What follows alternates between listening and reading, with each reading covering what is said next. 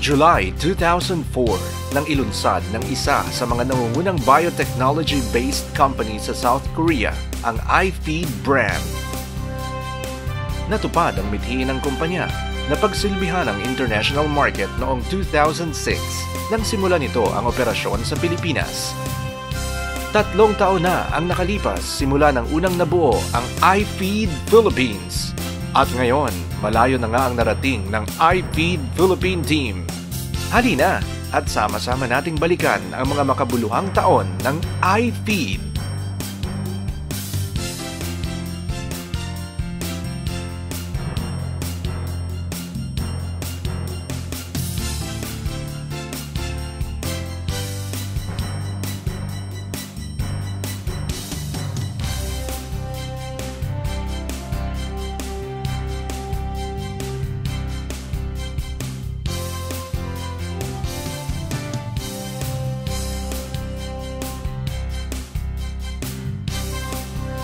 At ng taong 2009, isa na namang milestone ang nadagdag sa kasaysayan ng iFeed sa pagbubukas ng una nitong planta sa barangay Banay-Banay First, San Jose, Batangas.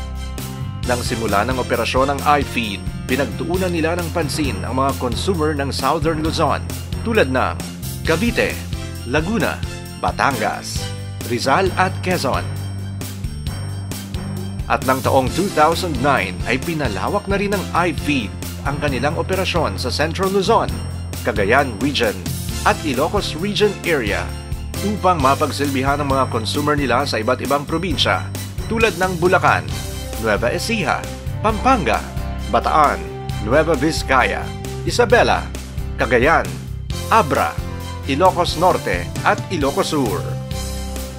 Pero bakit iFeed nga ba ang nangunguna sa puso ng mga hog racers?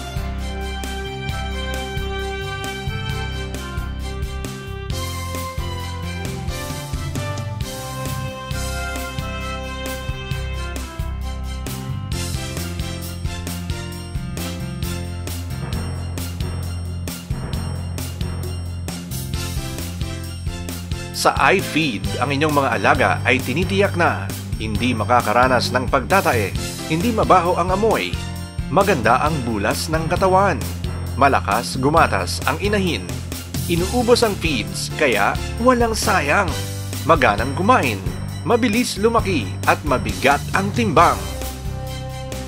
Bukod sa mga dekalidad na produkto, world-class din maituturing ang teknolohiya sa pagbuo ng aming mga produkto.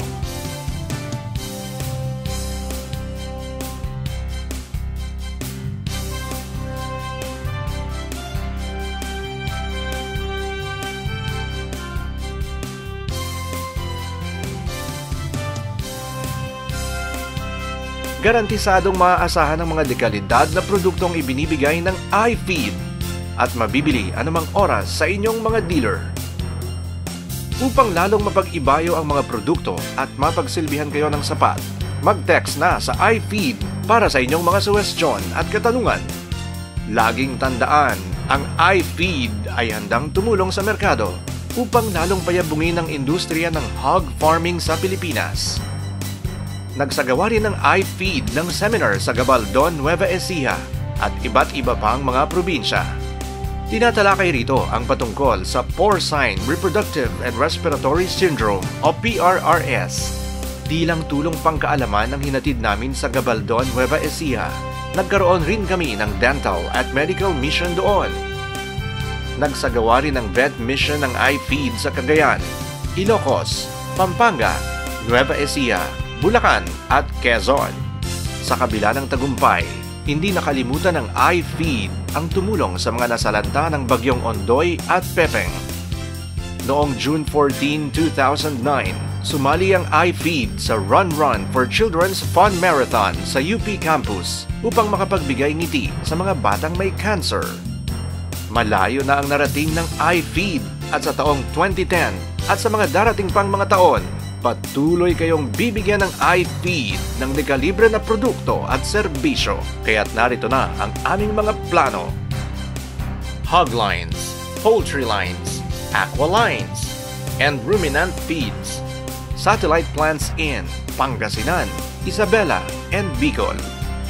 new warehouses in Nueva Ecija, Nueva Vizcaya, and Ilocos. Hanggang sa susunod na pag-unlad, hanggang sa susunod na paglaki, iFeed ang simula ng magandang pundasyon.